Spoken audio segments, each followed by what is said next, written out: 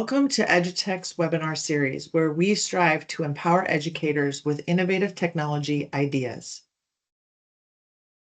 Monica, thank you for joining us again. It is a pleasure to have you with us again in our EduTech webinar series. I'm excited about this topic because, as you know, the phrase ChatGPT can be a little bit intimidating in education, but I'm so excited to see what you have in store for us today.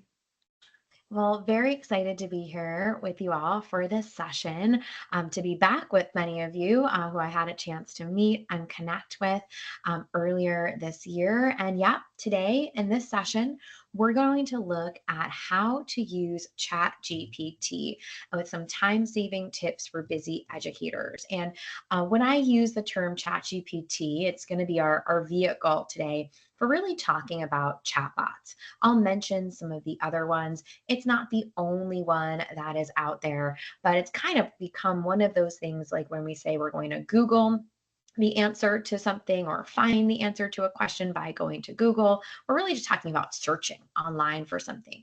So sometimes using that interchangeably for this idea of chatbots.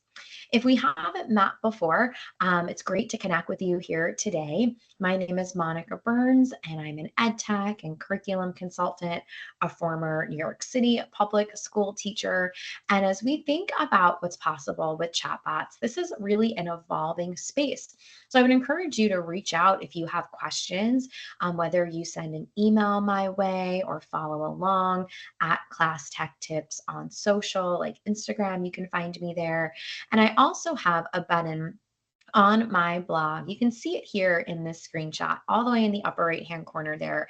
It's a button on my blog that says Artificial Intelligence Resources. That's where you'll be able to find the most up-to-date blog posts and podcast episodes. But of course, you could always use the search bar on my blog and just type in ChatGPT or Claude or Gemini or AI, and you'll find lots of things there too. So, as a classroom teacher, if you had told me that artificial intelligence would help me save time when I first started teaching, I would have found that really hard to believe. That's because AI was really just in the movies when I started my teaching career. Even if it was sort of behind the scenes with other tools, it definitely wasn't in our face or accessible in the way that it is today. So, as we go through our session with some practical tips and strategies today, we'll start off with some of the basics of AI, what it is and isn't, and what it means for us. We'll look at chatbots, ones that give us a text output, and some prompt engineering strategies you can try out right away, even while you're watching this video, if you've got another tab open. And we'll look at some AI powered educational tools, some favorites. There's a lot on the scene, so I'll give a shout out to a couple that I am particularly excited about.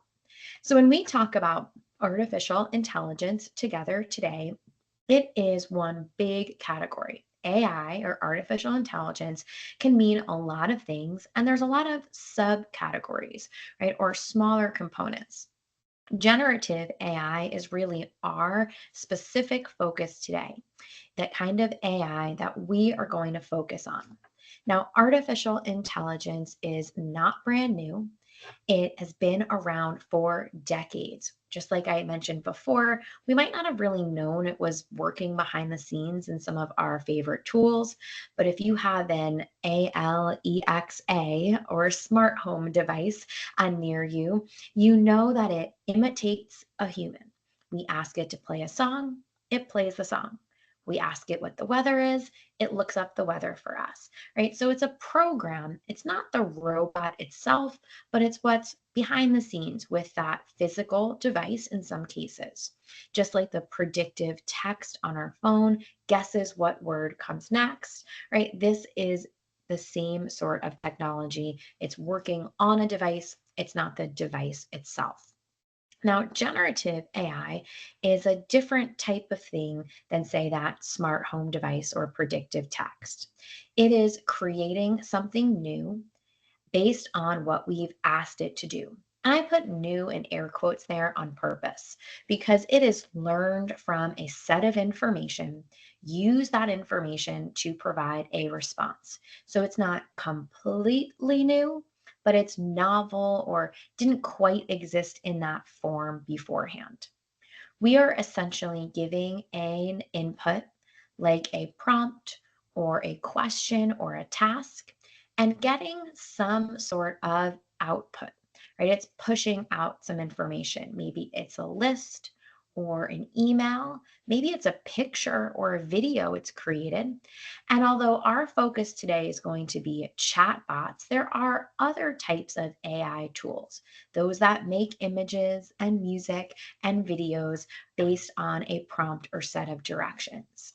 So, as we get ready to look at some tips right away that I am sure will save you some time, let's look at a few examples of generative AI as we start building our list of time saving tips. So, the first one we'll take a peek at is ChatGPT. And if you've seen this in action before, you know that you can type in a task. Here, I'm asking it to make a list of 10 fruits and 10 vegetables. So here it goes, right? Making that list for me. Now, I would like to think that I would be able to come up with 10 and 10 without any problem, but this is speeding up that process for me. I ask it to put this in a table. I could totally do that myself, but having the chatbot do it is way faster than me copying and pasting. I can even ask it to add an emoji to each word or phrase, right, that I have on a list. Here it adds a food, a fruit or veggie emoji to each of the ones on the list now in this table. So I could go to emojifinder.com and search for those emojis myself. It's one of my favorite go-tos, free resources. But here I can use ChatGPT to speed up that process for myself too. I can also ask for some information like explain the difference between two things. In this case, I ask it to explain the difference between fruits and vegetables to a fourth grader.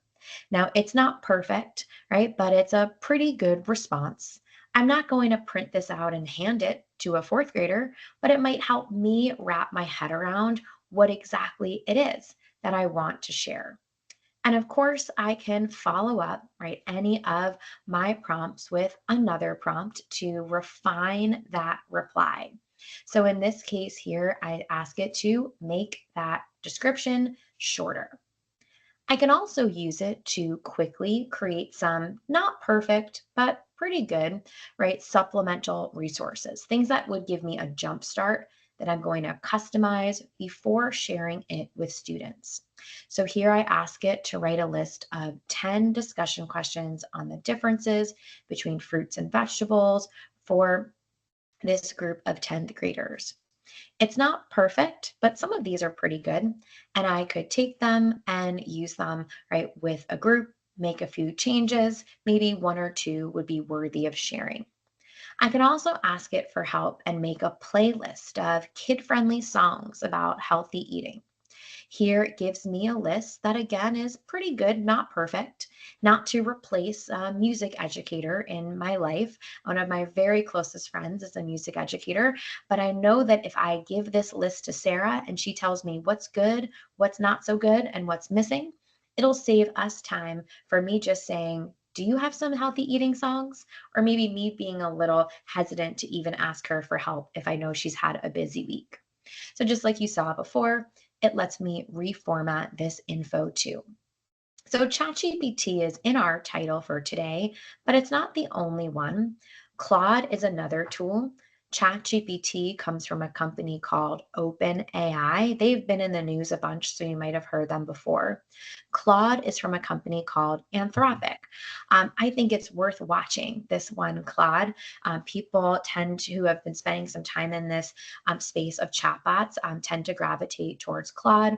And some companies have given a lot of money to invest in Anthropic, which signals to me that they like what's going on there too. Here I ask it to make a list of animals that live in the Atlantic Ocean off the coast of Long Island. So here it gives me, right, a nice long list. It gives me them with some extra info, and it even lets me follow up. So I say, put this in order from largest to smallest. That might seem a little silly, but if I'm making a bulletin board and I want to organize these in a particular way, well, that will definitely save me time. Now, just like the music example before, I can ask it for books or podcast recommendations. It won't be perfect. Sometimes these tools make things up, right? But it will still give me enough information that can surely save me time over the course of a busy week. So just like Claude and ChatGPT aren't the only ones here, another one to consider is Gemini. This is from Google. And so if you're already using Google tools, you might gravitate towards Gemini over some of the others. So here in Gemini, I give it a bigger prompt. I say, I'm a seventh grade teacher. Over the next 2 days, I'm introducing primary source documents. It's the first time we're doing this. So I'm asking for some help designing a lesson. It gives me something pretty good, not perfect, right, that I might decide to use, to tweak, to modify, make some changes. It might help me if I'm doing this for the first time, looking for some fresh ideas if I'm doing this for the 10th time, or to help me gather something that I could bring to a teacher I'm mentoring or supporting if maybe this isn't my area of expertise, but I'm just coaching them more generally. So, the idea with this type of generative AI is that it can accelerate, not substitute. It can help us work smarter, not harder. And it really is a tool. It's a tool that requires your expertise and experience. It's only as good as your prompt and what you know what to ask it. So when we're using I sometimes like to put a number kind of generally, just because I think it helps us wrap our head around it, that it might get us 70 to 80% of the way of tackling our task. But it's really that last piece, those extra sprinkles right on top of the cake, right? That is where your expertise shines. Now, this is technology that is far from perfect. Sometimes it makes things up. It just gives information that is not true, that's not accurate. It's trying to help you and give you a good answer, but it's making it up instead of giving you something that is real or telling you that there isn't a good answer to your question. Because of the way that these models are trained, they are scouring lots of information from lots of different sources. And this means they might be gathering info and learning from sources that intentionally or unintentionally show bias. So we want to be mindful that what we're getting from these tools is far from perfect. So, as we think today about some of the reasons why we're focusing on AI at all and why we're looking at chatbots as a time saving tool, well, we can focus on AI in a small burst like today as a way to gather ideas to use it as a quick assistant or as an instant collaborator or as a tool to personalize learning. And I really do believe that when we have all of these experiences, it can help us better prepare students for this age of AI that they are interacting with. So, as we talk today about using a chatbot, say, as opposed to a Google search or a traditional keyword search, it's doing much more than what we would see if we typed in a query to a search tool. So, for example, it can generate an output in multiple formats. Instead of just giving me a bunch of links to sort through, it can give me a list, a table, an email, a paragraph, whatever I ask for. It can create something new based on lots of information as opposed to just finding things or finding info to give me. And it can respond to and learn from your past queries. So, for example, as you saw in my fruits and vegetables demo, it knew what I was talking about. So when I said, now this, what about this, make this shorter, it was working or building off of the previous information. And even that is just scratching the surface of what this can do. So, as we think about how to save time, we've already looked at a handful of ways with the Claude, Gemini, and ChatGPT example. I want to give you a few categories with prompts for your consideration. Now, I have a free download on my website that has like 60 plus prompts, some of which you'll see here. I've got a book and a quick reference guide that has lots of the prompts I'll share with you too. But you might just decide to take a screenshot or type as I'm talking and see which prompts make the most for you. So the first one you might try is to write a message to welcome new families to our school, include our mission of, and a reminder to. A great way to write a quick welcome message that you'll further personalize before you hit send. You might say, write a thank you email to a student's family who, and then you plug in the way that they helped. Maybe even ask it to leave a space for a personal note like, how was the movie you and your family said you're going to see this weekend after our car wash? Now, you don't want to put in private, sensitive, secure information, but you can put in something more generally, like how the family helped at a car wash, and you want to ask them about the movie they said they might go see this weekend. Now, you can also save time with chatbots by asking for help creating templates. You might ask it to compose a template for an email to remind families about an upcoming field trip. You could even add in this second sentence. I love giving examples to a chatbot because it really strengthens the output. So as you can see here, I'm going to pop in that same prompt, the one I just had on the screen, and it is going to make an email template for me. So this gives me, right, an overview, a quick intro. It has bullets just like I asked for with all the info to plug in.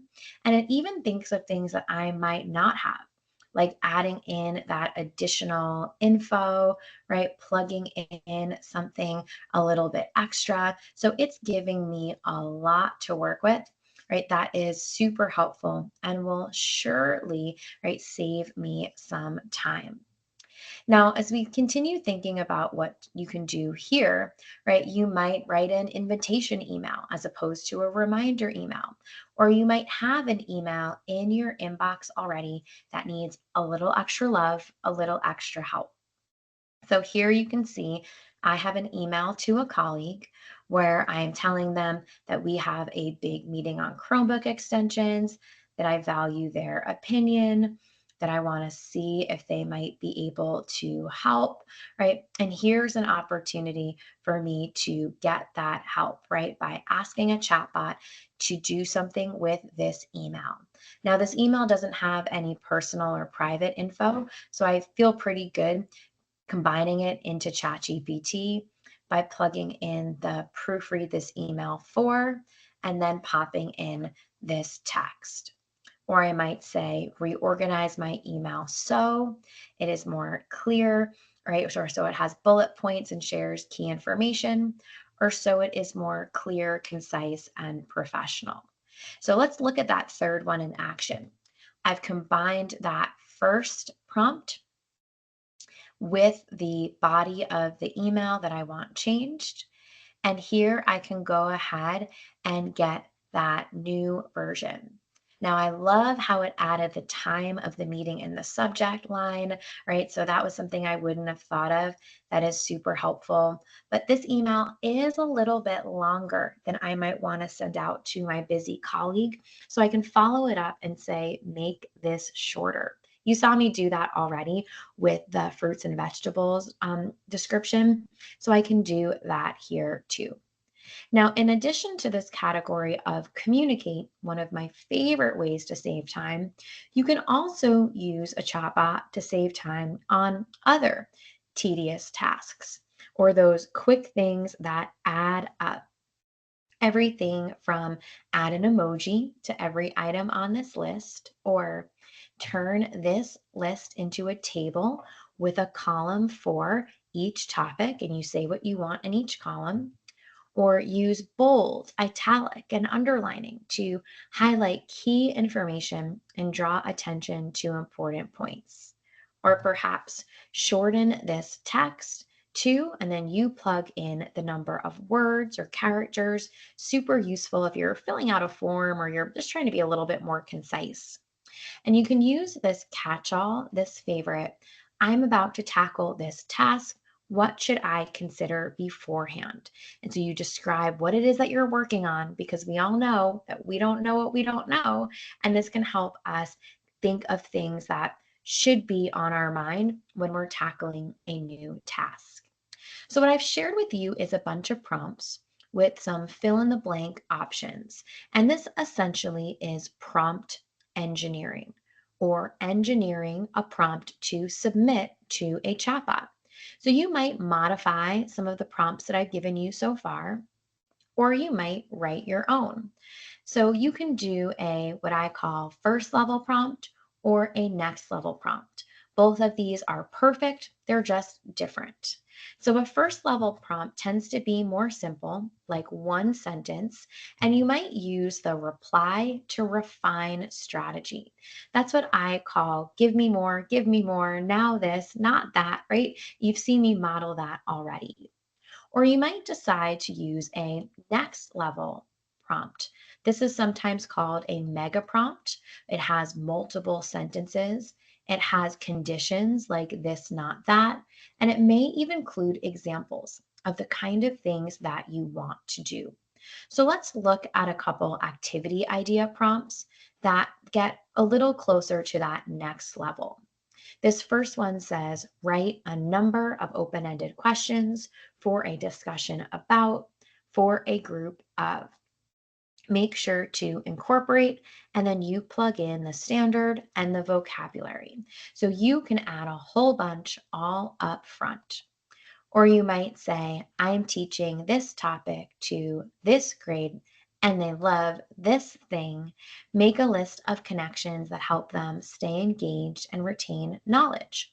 Or perhaps you want some activity ideas that help incorporate a literacy skill, maybe something into an upcoming lesson in a different content area. This is great if you are looking to make a connection between the science of reading in a different part of your day. So here you see it in action. I plugged in that prompt. I've said, give me ideas for cause and effect for this science lesson. And here it goes, using exactly what instructions I gave it to create something great.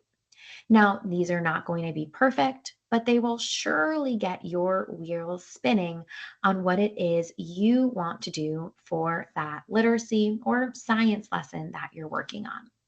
Now, not everything you create is going to be perfect, particularly when we're looking for support with activity ideas. For example, if you're creating something that's really fact based, like you're asking the chatbot to help you make a timeline, you're definitely going to want to double check to make sure all of those things actually happened. So here you can see I've asked it to create a timeline of historical events and how I'm about to kick off a unit on the American Revolution and want moments related to Delaware state history. Now, I did my undergrad in Delaware. I love the first state, but I do not know a lot about this time period. I didn't go to school in Delaware in terms of my history or social studies classes. I didn't do, the state study like so many people who would have grown up there did. So I don't know for sure that these things all happened. So I want to do a double check. And this will sometimes come up when you are creating content with ChatGPT. I'm not so concerned about discussion questions or the emojis on a list, but when I do want to create something that's anchored in facts, right, then of course I want to do a double check. Now, before we finish up, I know we've looked at a lot of chatbot examples and some favorite prompts, but I also want to share some AI powered tools that I think are worthy of your consideration. They're getting a lot of traction. A lot of people are talking about them. And as I mentioned earlier, I've got oodles of AI resources on my blog, or if you're looking for something specific, you can always reach out. But one that's gotten a lot of attention is Magic School.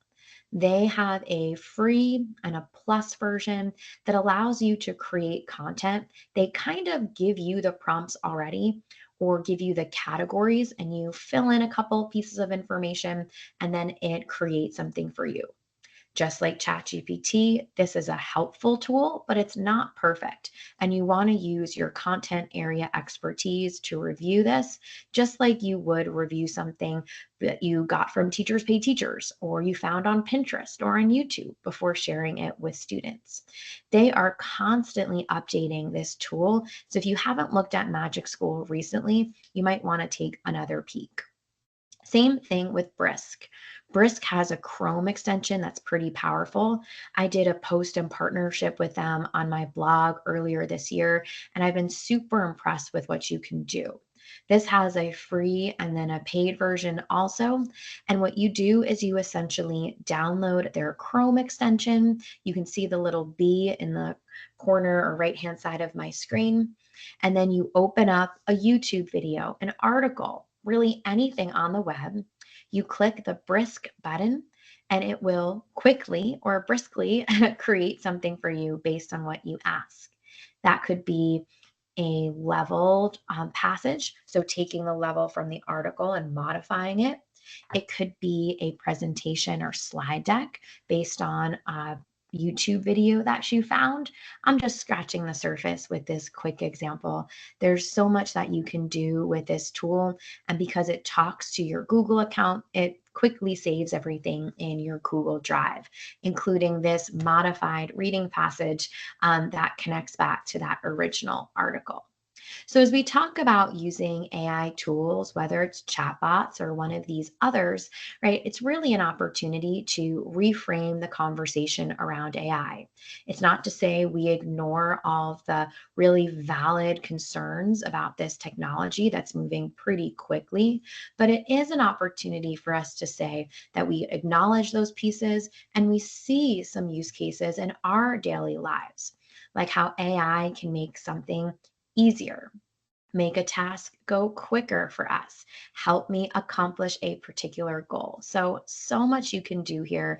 And I hope that you don't try and do all the things. I hope instead that you pick maybe one prompt to try this week, maybe one set of strategies like tackling your inbox to try this month. And maybe this year you find a friend or a colleague and you ask them to try something out alongside you so you can talk about the pros and cons together. And as I mentioned, I've got a whole page full of oodles of extra resources on my site that goes along with this. But I'm always so curious to hear what resonates with you, what you're most excited about. So feel free to reach out at any time with your questions or with your stories.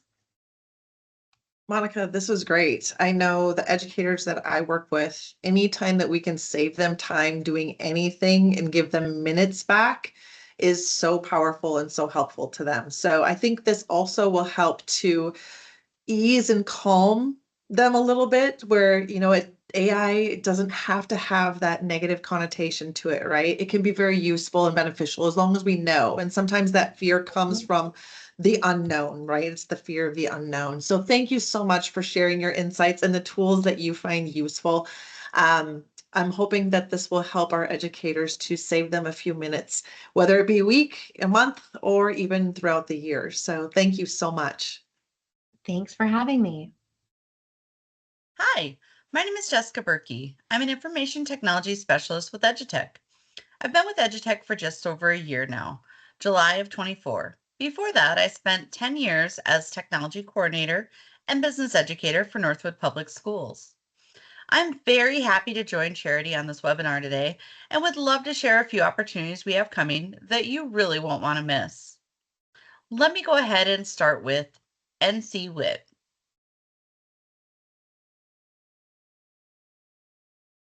All right, here's the website. NCWIT is aspirations.org. So if you go to aspirations.org, you're going to find out a whole lot of information. But I'm going to give you a little brief overview right now. NCWIT Aspirations in Computing Community is a phenomenal network for technical students and early career professionals in computing and engineering. The community is open to all genders, so long as the applicant supports people marginalized by gender in tech. NCWIT Aspirations in Computing offers awards to honor the aspirations, abilities, and technical accomplishments of students in high school and college. One new change this year is that students must first join the free Aspirations in Computing community before they can apply for an award. The high school award application window is open now and will be open until October 28th at 7 p.m. Central Time. The virtual award ceremony will be held on Wednesday, March 25th, 2026 from 1 until 2:30 p.m. You can see on their website where you join the community. Remember, you do need to take care of that first. It is a free membership, and then you can go ahead and apply for the awards. There's also opportunity for volunteering if you know anybody who might be able to fit that role. All right, next I want to go ahead and talk to you about the 2025 Cyber Madness Middle School Tournament. Registration is now open and available on our website. You will be able to see that it is one of the banners when you first go to the EduTech website, which is edutech.nd.gov. You can click on it here. You'll see where it says registration is now open. You can also find that by going to events and down to Cyber Madness. There will be more information to come on the high school tournament, which is on the right side here, but the middle school tournament is open and ready for you to register. This is really a great opportunity for your middle school students to introduce them to cybersecurity and some team problem solving. The virtual playing round is actually a capture the flag style challenge. And then if you move on to the finals, it will utilize a virtual cyber range to complete the challenges. Registration is open now until October 15th. The virtual play-in round will be held on October 22nd, and the in-person finals will be held in Minot on November 19th. All right, one more thing I want to mention that's coming up is Leslie Fisher. Leslie Fisher is going to be our November webinar. It will be actually a live webinar. Leslie loves North Dakota and has joined us on so many adventures. Every time I see her, she always has the absolute coolest new things to try in technology. And along with that, she usually has some of the best ideas for using them effectively in your classroom. She teaches me something new literally every time I see her. I can't wait to see this live webinar. Leslie will be joining Charity on November 3rd. That will be a live event at 6 p.m. Central Time. There will be a registration link coming soon that you will need to register in order to log into the live event. And then even if you can't make that specific time, we would still want you to go ahead and register, because then you will be able to get access to an on-demand video of the live event that's going to be made available for 7 days. So then you can catch it later. Only the people who register will have access though. So you need to make sure once that's ready that you do go ahead and register. So those are some of the really cool things coming up next. If you have any questions about that, why don't you go ahead and shoot me an email and I will get those answered for you. My email address is jessica.berkey@k12.nd.us. And you can also find a lot of the information on our website, edutech.nd.gov. Thanks. Bye.